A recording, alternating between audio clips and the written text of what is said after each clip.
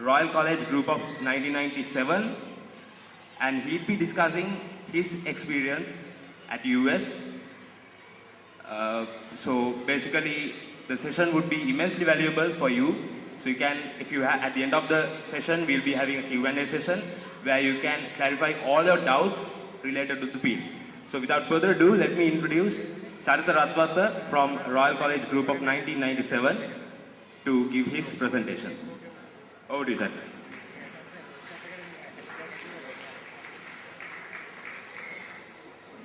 Thank you, Sasanka.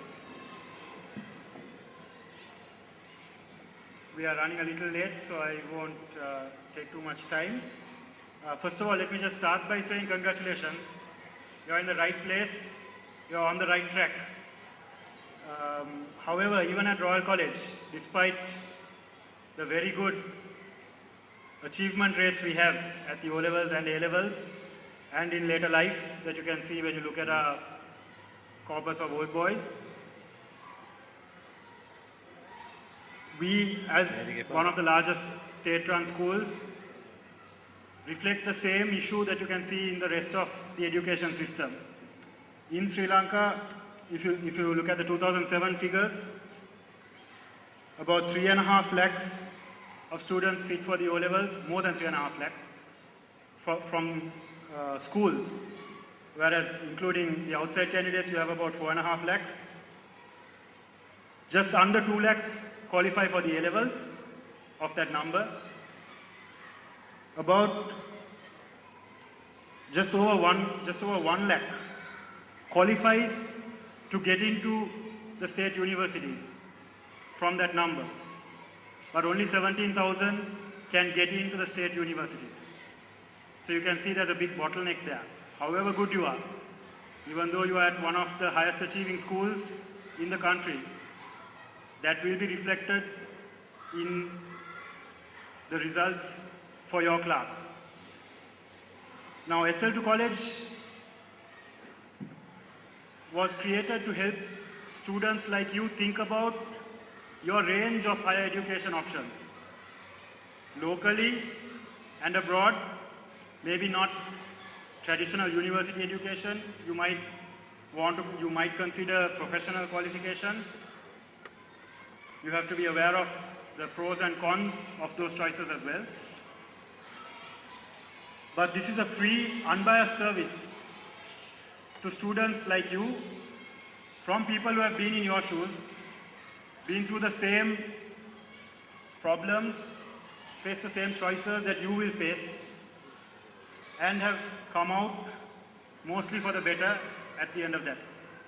So it's an opportunity for you who are about to face those problems to speak to someone who has been through that, who can share only their experiences, of course. They may not be able to speak for everyone, but they can give you a lot of advice and information that can inform your choice. At the end of the day, it's all about information and the access to those choices. So I won't take a lot more of your time, just to tell you briefly about my own experiences. Not the most orthodox. I, like many of you, spent a fair amount of time at college.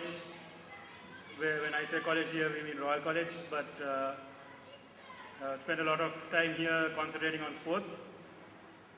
I didn't get into the state universities. I followed a foreign degree here in Sri Lanka, informatics, now called IIT. And after 5 years of working for a local company in Sri Lanka, I went for my higher studies for my master's degree to the US. You will see, for example, on Sl2College, there are a lot of students who have been at undergraduate level in the state universities who are looking for options abroad, because that funnel, that bottleneck continues as you continue up the education system. And also there are many more opportunities when you look at the entire set of universities in the world that offer all kinds of very specific areas that may be exactly what you are interested in. So don't limit yourself. Be aware of all the choices you have. The advantage, for example, of the American system that Mrs. Senarithira will tell you about is that you can start off not having a very clear idea of what exactly you want to do.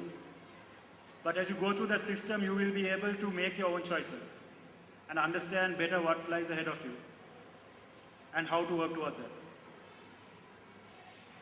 So I will just leave you with a quotation from John F. Kennedy.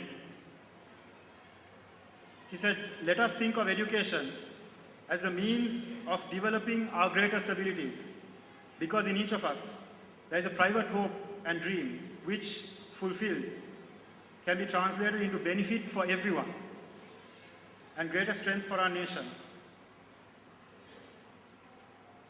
So all the best, and I'm sure you will gain a lot from the presentation on the US, specifically on the US side of your higher education options.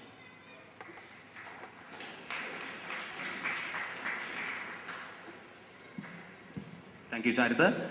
Next, I would like to invite Mrs. Nelum Senadira. She is the student advisor at the United States Sri Lanka Fulbright Commission. So she will give her presentation on the undergraduate education in the United States. Over to you, ma'am.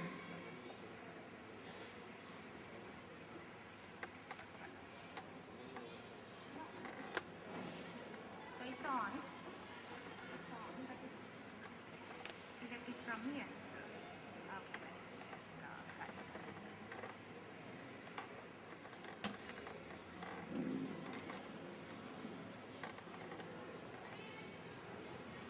Okay. Right.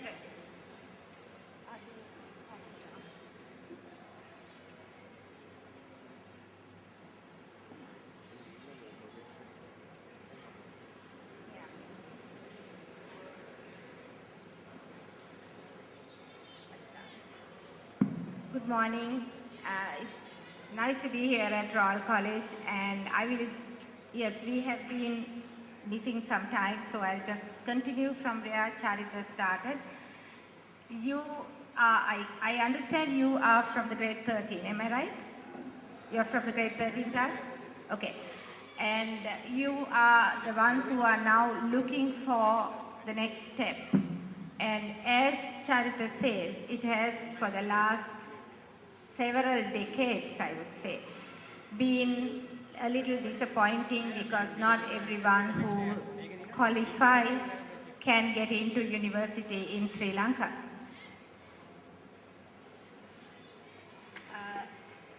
And as he rightly said, the statistics are very bleak. Just 6% of students. Earlier, 5 years ago, it was only 2%. Well, at least it has gone up to 6% of students get into the local universities. And if I remember right, I read somewhere in the papers that 1,000 students, over 1,000 students who qualified to get into universities in Sri Lanka did not enroll. So you probably may know why people are fighting shy of getting into local universities.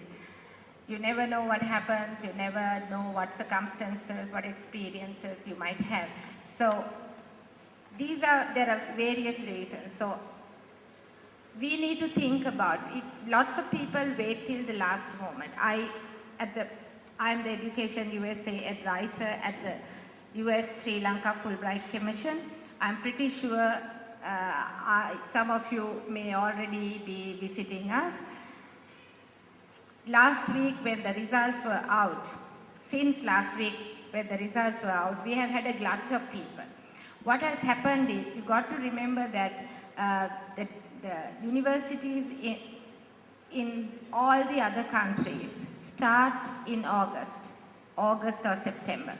You take the exam in August. So basically, if you wait till too late, you will be sort of taking not one gap year, but 2 gap years. When I say a gap year, a gap between your school, your secondary school, after your A-levels, you wait till the results are out, that is almost 6 months, and then when you want to start your study,